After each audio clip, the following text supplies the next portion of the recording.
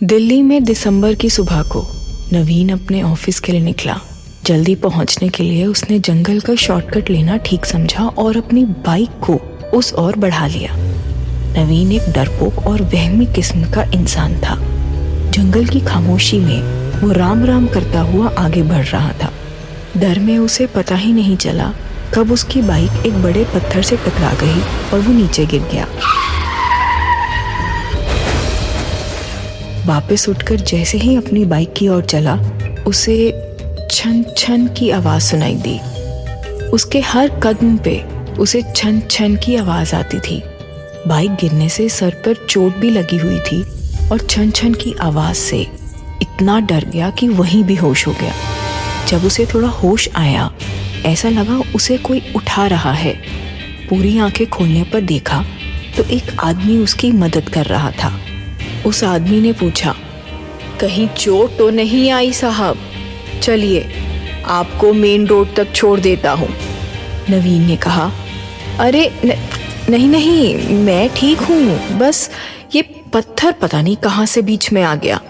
मना करने पर भी दोनों साथ में चल दिए। उस आदमी के साथ नवीन को थोड़ा हौसला हो रहा था। बातचीत करते करते नवीन की नज़र उस आदमी के पैरों पर गई।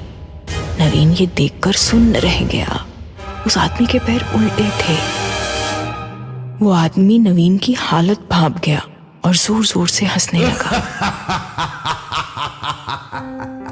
बोला, आपको भूत से डरने की क्या जरूरत है साहब? आप भी तो वही बन गए हो, भूत। नवीन ने उसकी बात सुनकर हैरानी से पीछे देखा तो उसकी लाश पड़ी हुई थी सड़क पर। नवीन भौचक्का सा उस आदमी की तरफ देखने लगा। उस आदमी ने कहा, इसमें इतना हैरान होने की क्या बात है साहब? आप जिंदा ही कब थे? हर पल तो आपने अपनी जिंदगी किसी ना किसी डर के साए में गुजारी है।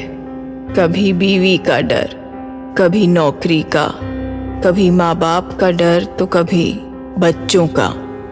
सिर्फ भूत कारण नहीं है आपको डरपोक बनाने के लिए साहब, आपको आपके डर ने मारा है। नवीन ने जैसे ही कुछ पूछने के लिए उस आदमी की तरफ देखा तो वो आदमी वहां से गायब था।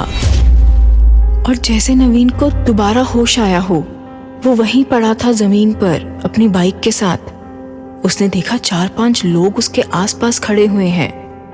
वो जैसे ही हिम्मत करके खड़ा हुआ तो चलने पर उसे फिर छन छन की आवाज सुनाई दी। इस बार वो डरा नहीं। उसने आवाज पर ध्यान दिया तो आवाज उसी की जेब से आ रही थी। अपनी बाइक की चाबी पर उसने ताबीज बांध रखा था, किसी दुर्घटना या अनहोनी से बचने के लिए। जो चीज उसने अपना डर भगाने के लिए रखी थी, आज उसी ने उसे सबसे ज्यादा डरा दिया था।